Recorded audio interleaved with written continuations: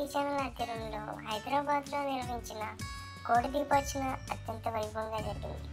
కోటి కాంతులు విరజిమ్మే కాంతి దీపతోరణాలతో కళ్ళ ముందే కైలాసంగా కనిపించగా కోటి దీపాలు కాంతులున్నాయి. కోటి దీపోత్సవంలో భాగంగా 13వ రోజు భక్తుడి చేత మహాగణపతి, కోటిగా వచ్చిన కాణిపాకం వరసిద్ధి వినాయకుడి కళ్యాణం, లంబోదరుడి మూషిక వాహనం సేవలు జరిగాయి. కోటి దీపోత్సవానికి ముఖ్య అతిథిగా విచ్చేసిన జనసేన అధినేత పవర్ స్టార్ పవన్ కళ్యాణ్ ప్రత్యేక పూజలు నిర్వహించారు.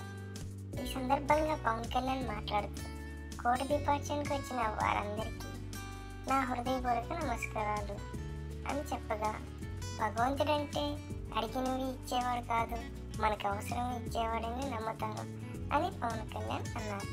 నాకు చిన్నప్పటి నుంచి భగవంతుడంటే చాలా భయం. ఇంతటి అద్భుత ఘటనని చూసే భాగ్యం కోటి దీపోత్సవం వల్ల కలిగింది. అంతేకాదండి, నాకు చిన్నప్పటి నుంచి భగవంతుడంటే చాలా భయం అని అన్నారు. మరిన్ని అప్డేట్స్ కోసం ఛానల్ని సబ్స్క్రైబ్ అవ్వండి.